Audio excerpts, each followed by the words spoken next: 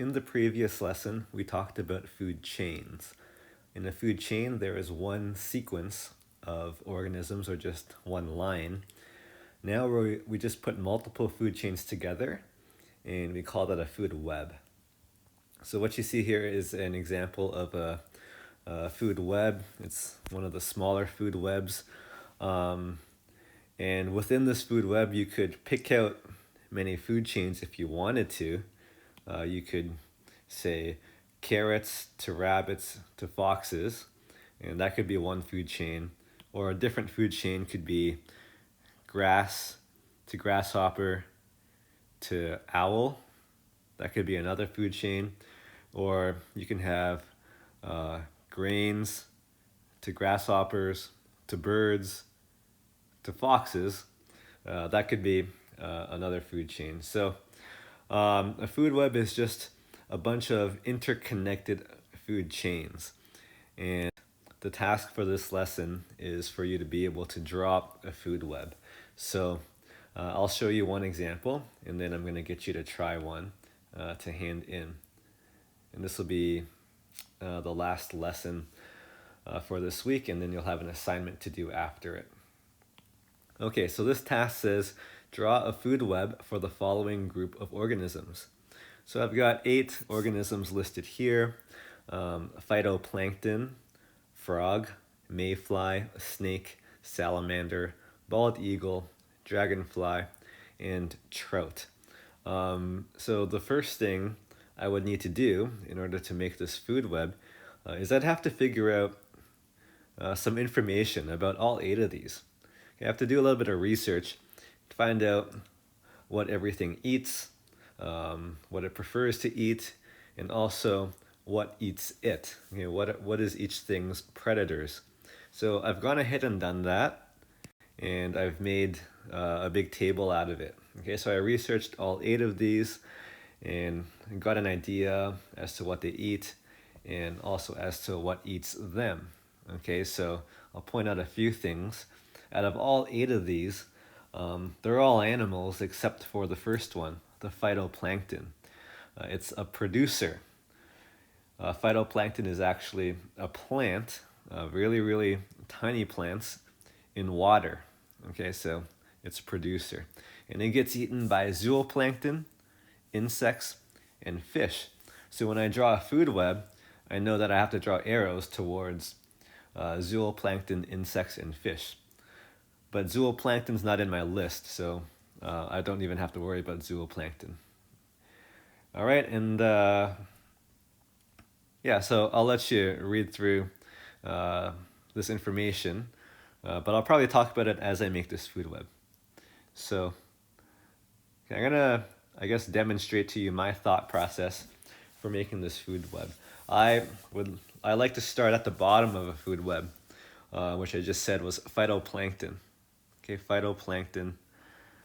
And it's the only plant in the list.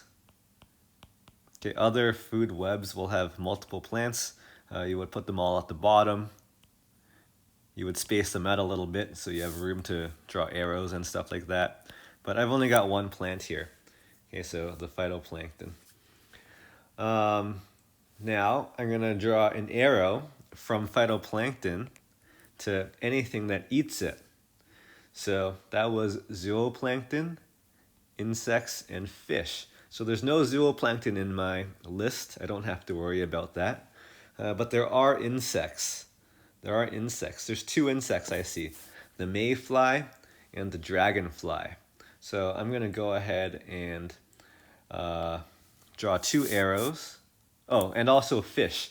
So out of all these, there's one fish, it's the trout. So I'm actually going to draw 3 arrows coming out of phytoplankton. Okay, so my insects, which are the mayfly and the dragonfly. And then the fish, which is the trout. Okay, so that's building the beginnings of this food web here. Okay, so now I'll look at I guess I'll look at the three that I've just written down. So I'll start with the mayfly. So the mayfly, I look at the information I researched, and it says it eats plants. I've already taken care of that. It eats the phytoplankton. Now, what does it get eaten by?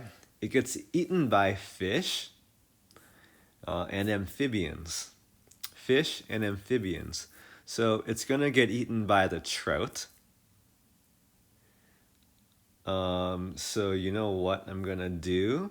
I'm going to use my eraser. And I'm going to put mayfly closer to the trout so I don't have to draw such a long arrow. I'll just switch the positions of the mayfly and the dragonfly. Okay, so now it's a lot easier for me to draw an arrow from mayfly to trout, okay, because the mayfly gets eaten by fish. It also gets eaten by amphibians. So an amphibian is something that'll live on land, but will also needs to be moist a lot of the times. So in this list, that would actually be a frog and the salamander.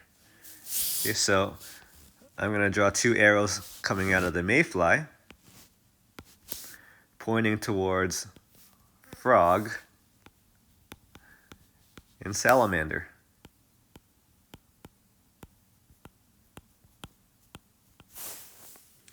Okay, so then I've taken care of the mayfly.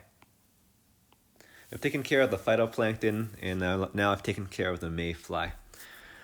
All right, I'm gonna look at the dragonfly now. The dragonfly, it eats flying insects. So I look at my whole list here. There's only one other insect here, and that's the mayfly. So if a dragonfly needs to eat a flying insect, it's gonna eat a mayfly. So that's another arrow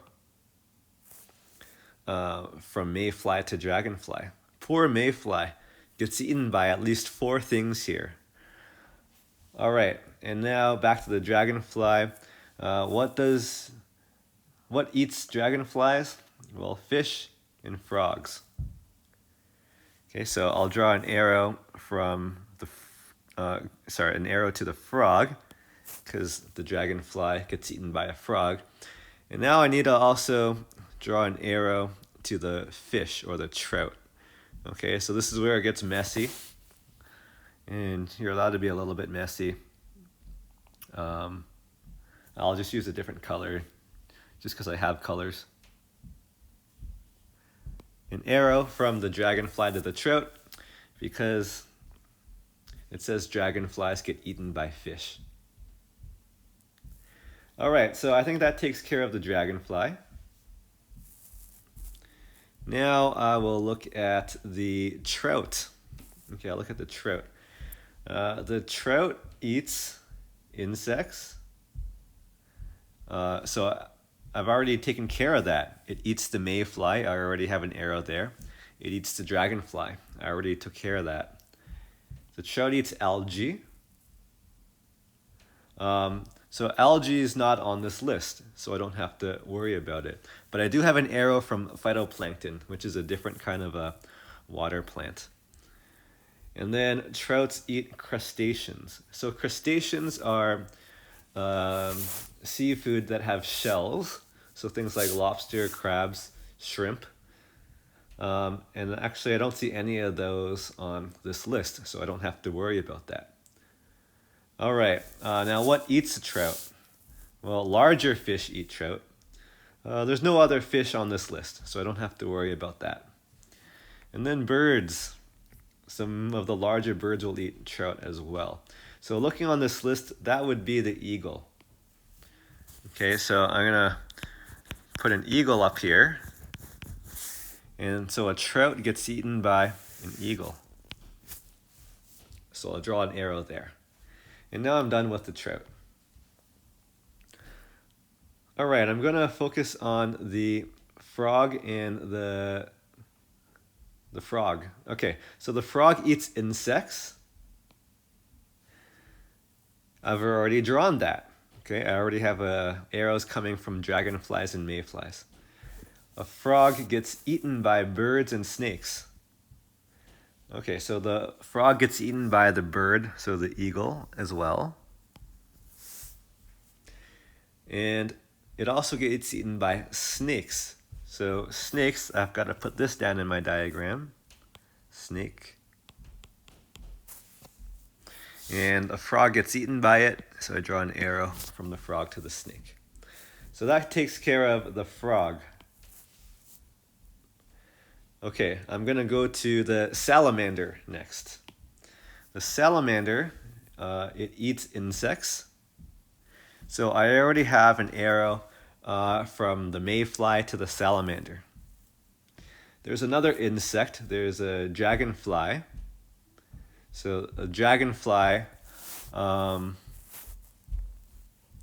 could draw an arrow from a dragonfly to a salamander.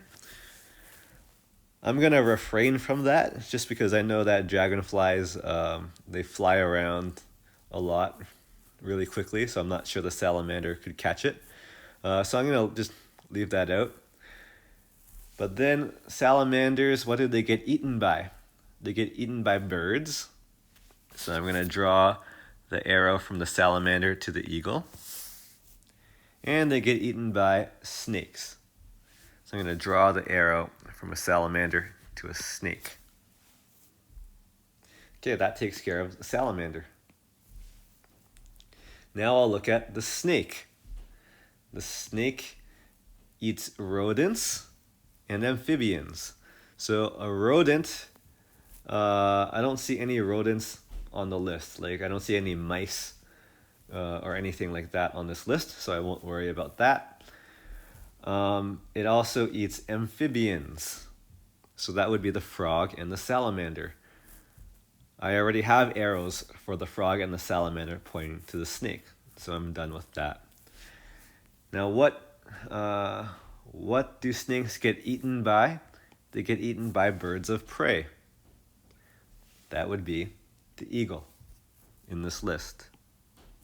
So draw an arrow from the snake to the eagle. And I'm done with the snake. So then the last but not least is the eagle.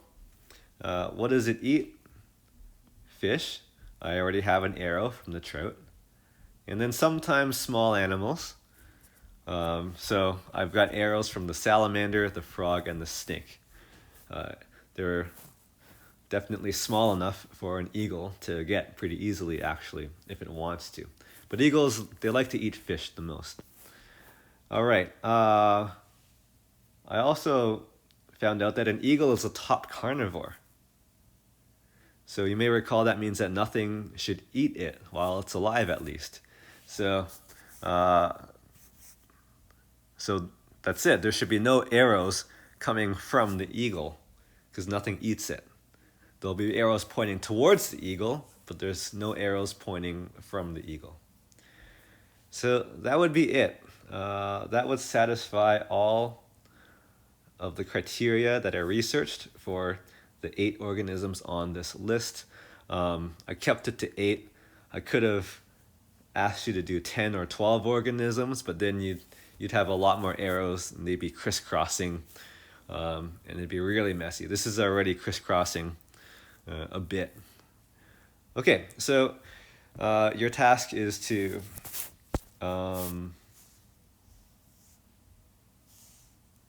you have a task to draw a food web as part of your assignment for this week, as well as answer some other questions about the food web, like what's a top carnivore, what's a producer, and things like that to show that you know the terminology for this first week here. All right, I'll look forward to your assignments.